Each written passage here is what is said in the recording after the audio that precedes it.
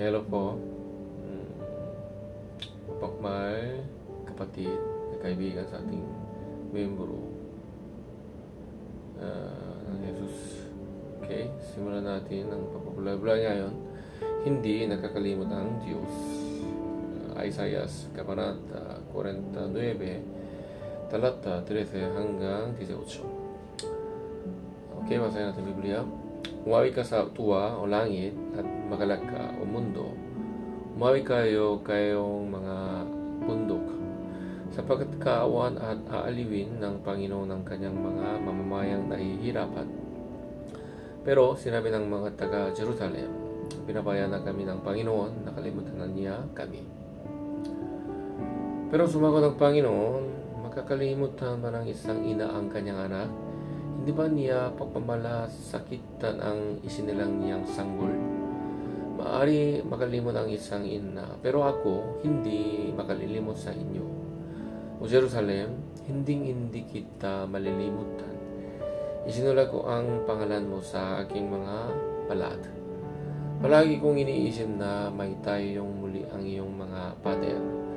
Malapit nang dumating ang muling magtatayo sa inyo, at ang mga nakwasak sa iyo ay paalisin na. Tingnan mo ang iyong paligid. Nagtitipon na ang iyong mga mamamayan para umuwi sa iyo. At bilang Diyos na buhay, sumusumpa kong ipagmamalaki mo sila katulad ng pagmamalaki ng nobyang ikakasal sa mga alahas na kanyang suot-suot. Amen. Noong bata pa ako, nangungulekta ako ng mga selyo nang malaman niya ang kung sa lulo ang tungkol sa aking libangan. Nagsimula siyang magtabi ng mga selyo mula sa mga sulat na sa kanyang opisina araw-araw. Tuwing bumibista ako sa kanila, binibigyan ako ni angkong na sobrang puno ng iba't ibang magagandang selyo. Kahit palagi akong abala, minsan niya sinabi, hindi kita nakalilimutan. Hindi pala sabi si angkong ng pagmamahal, pero dama ko ito ng lubusan. Sa mas malalim na at walang hanggang paraan, ipinakita naman ng Diyos ang kanyang pag-ibig sa Israel nang sinabi niya, hindi ako makalilimot sa inyo.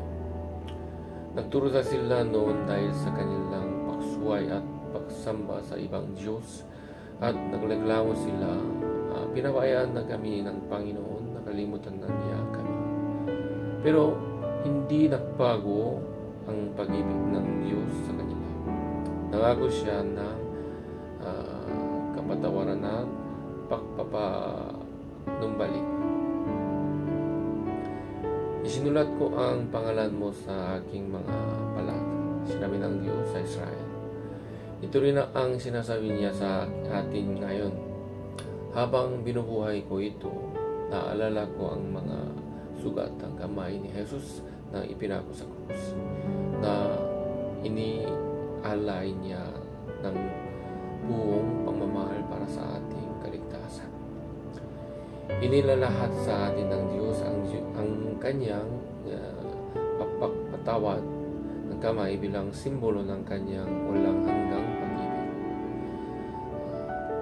Pasalamatan natin siya sa kanyang pag-ibig na hindi nagbabago, at magtiwala tayo, hindi niya tayo kalilimutan kailanman. Amen. Manalangin tayo. Diyos Ama, maraming salamat po sa inyo. Hindi nagmamali na pagmamahal at hindi palimot sa akin, sa pangalan ni Jesus. Amen. Habang binabalikan mo sa iyong araw ay pagnilayan ang tanong na ito. Paano ka magbibigyang pag-asa na hindi nakalilimot